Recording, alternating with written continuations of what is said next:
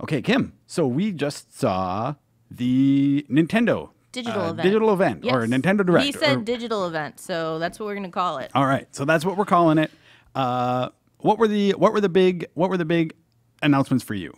Hold on. Okay. All right, I'm gonna go and not be predictable here. I really liked what I saw of Yoshi Woolly World. It's adorable. That is a little unpredictable, given your sort of pre-show enthusiasm for.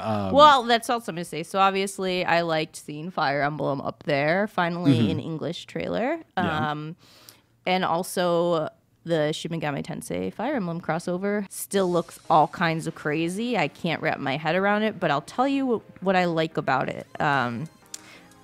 It makes me feel like I am in Japan. Okay, so any game that makes you feel like you're in Japan is good. It's just, it's like that joyous feeling I feel when I'm there, when I watch those trailers. Like, J-pop, let's keep going. But, all right. To be honest, the one I'm more excited for is actually the Fire Emblem. What's the new name again? Fates, Fates, I think, or yes. Fate? Fates, because that list just looks great. I mean, I just love the art style that they're going with. They just keep going up with that, with the shell shading. And why do you think they changed the name from If to Fate? Or well, Fates? If just feels weird. I mean, not feels weird, but it's just like, well, if this happens, I think Fate kind of says. Yeah. I suppose it's it's a little more like non-committal, right? Yeah, it's like, yeah. maybe this game's good. If you want to pick it up, that'd be nice. I didn't like the name to begin with, to be honest with you, so I'm kind of happy. But still no official announcement for the North American version, whether or not that's going to have two different iterations of it, because we know that there's sort of like a black version and a white version. I think they will, but yeah. I mean, because people, I will flip a table. If they don't, so we also got we got a big release date for Xenoblade Chronicles. I like that release window. I feel like I have time to get through a chunk of it before the holidays come. That's great. We always get our little mini vacations during that time. So that's exciting in itself.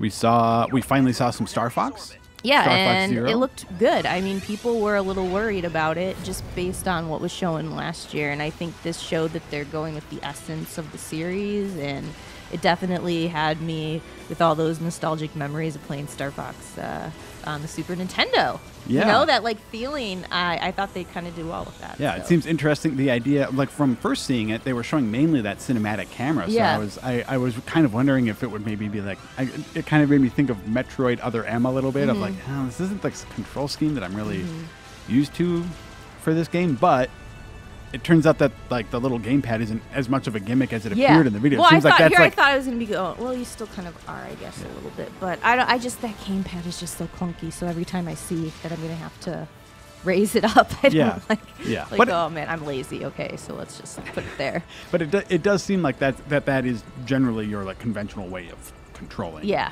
I liked what I saw of that.